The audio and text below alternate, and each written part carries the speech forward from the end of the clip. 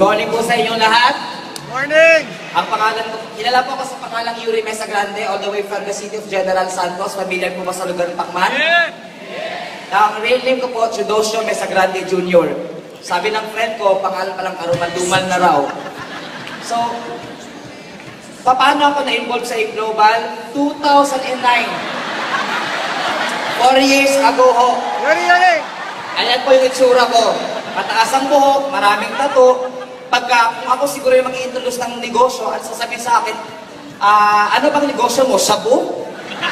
Makikita naman po siguro. Now, mga kaibigan, bakit ko po pinasukan ng InGlobal? Simple lang. Dati na po kaming mahirap, sanay sa hirap. At the age of 14, yung father ko po namatay because of cardiac arrest. Hindi pa po uso ang cardio pulse that time. Pagkamatay po ng father ko, doon ko po nakita yung realidad ng buhay. Walang problema sa nawala, kundi yung mga iniwan niya sa buhay. Tama ba? Lahat ng stress, responsibilities, lahat ng utang, ako ang shock absorber, lahat-lahat. Ang mother ko po, mahal na mahal ko po, hindi ko kinakaya, illiterate lang po yung mother ko. Ang alam niya, thumb mark lang. Ang father ko, syempre, patay na.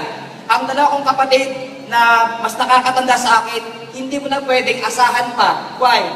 Kasi, for the reason na maka-exit sa kahirapan, nag-asawa ng maaga, good news, mas naghirap silang dalawa.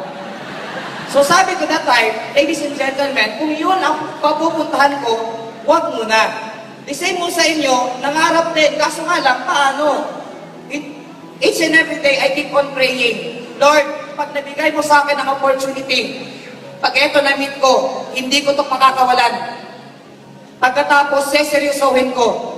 Mga kaibigan, 2009 to be exact, 4 years ago, na-invite po ako.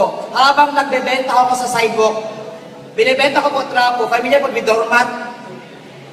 Ngayon po, may isang taong lumapit sa akin, malaking tao. Takot po ako, akala ko human trafficker pa. Kasi malaki siya. So habang nagbebenta ko ako ng trapo, benta ng benta, siya din mismo, nagsasalita. Sabi niya, kung gusto mong yumaman, gusto mong umasenso, itry mo tong business ko. Sabi ko, paano? Sidewalk vendor lang ako. Sabi niya naman, kung ako nga, dating embalmer, yumaman, ikaw din, may karapatan. Sabi ko, how come?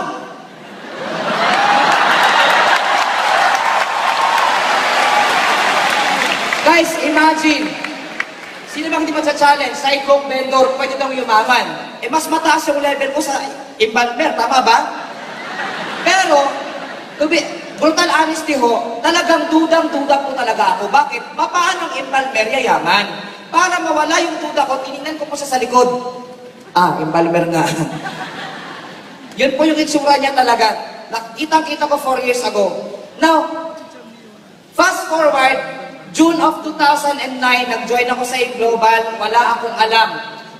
Lahat, inibit ako, kapamilya ko, hindi maniwala. Sabi ng mga friends ko at saka kapamilya ko, hindi kayayaman dyan. Sabi ko, hindi. Marami nang yumaman. Sabi niya, sila yun. Ikaw wala kang karapatan, pandak ka lang, wala kang pinag-aralan. Na-challenge ko ako. Sabi ko, 23 years old ako, 2009. Kahit 10 years pa akong yumaman sa InGlobal, okay lang. Bakit?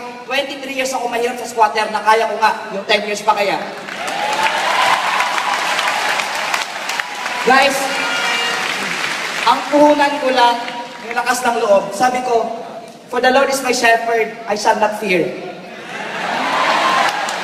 Mga kaibigan, hindi pumabot ng 10 years, not even 5 years, less than 2 years, I hit my first million po sa Alliance in Motion Global. Tuloy-tuloy na ko. Last year, bumili ako ng sarili kong sasakyan, 1.4 million brand new white Ford Everest. Talagang nakaka-overwhelm. Bakit ho? Maraming mga may sasakyan, pero yung status nila, anak mayaman, may pinag-aralan. Kung ako ho, sidewalk vendor, na kaya ko nga, kung ikaw first timer ka, silver at gold, gusto mo maging global ambassador, sana maging inspiration mo ako, na yung dating sidewalk vendor, usbusin, nasa lansangan, nabigyan ng Alliance in Motion Global para umangat at yumaman.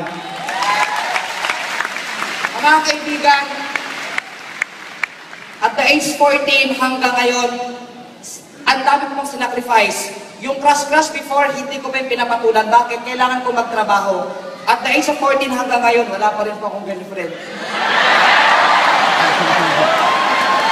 So sabi ko ho, hindi lang po sasakyan, hindi lang po yung Fort Everest, kundi umpisa pa lang po yun. Because this year ho, nilipat ako sa bahay ko, which is 3.5 million sa Camellia Communities.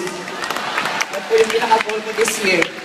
Now, ladies and gentlemen, before po ako magtatapos, gusto ko lang po sabihin sa inyo, gusto ko magpasalamat sa lahat-lahat po na bumubuo ng Alliance in Motion Global, yung Board of Directors, Doc Ed Cabantog, kasama po yung kanyang buting may bahay, yung chairwoman po at the same time founder ng Alive Foundation, Sir John Aspirin, and Mr. Francis Miguel, kasama yung mga partner in life niya. Life coach po, Pastor John Guy, lahat ng mga training team. We love you all. Sir Jun Espinosa, Sir Georgian Gonzalez, at syempre po sa taong, grabe ho, talagang inupuan ako, tinuruan ako, hindi lang paano maging magaling na tao, kundi paano maging mabuting distributor sa Lanelin Pin. Maraming salamat po. Gusto ko rin po pasalamatan yung time na gusto ko nang mag-quit. Maraming pinagdaanan, mga top leaders po, Mr. and Mrs. Flor and Ed Andales, maraming salamat po. Gusto ko rin po pasalamatan, syempre yung pinaka-upline po namin, ang founder po ng Club The Great, upline Jogi Guillermo. Syempre, hindi po ako magiging UE ng InGlobal kung wala po yung upline ko, yung mentor ko. Yung nag-bid ho sa akin, pinagkakautap ko ng loob, Mr. June Agaraw, upline kung nasaan ka man. Thank you very much po. Na-appreciate ko na po talaga kung bakit ako before pagkausap ko siya habang kumakain sa mesa umiiyak. Now, ano po yung pinakamagandang ending ko? 2009, nung tinitignan ko po yung video ng The Gold Mine of 2009 sa Cuneta Astrodome, inatrack ko pa lang, hindi pa ako member. Sabi sa akin, mag-join ka muna, nangarap ka lang.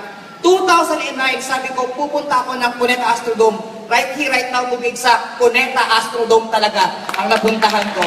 Maraming salamat po sa lahat ng mga bumubuo ng grupo ko, Blessed Yuri's Clan, sa lahat ng mga crossline. Again po, this is Yuri the Great of Clan the Great, and God bless us all. Thank you very much.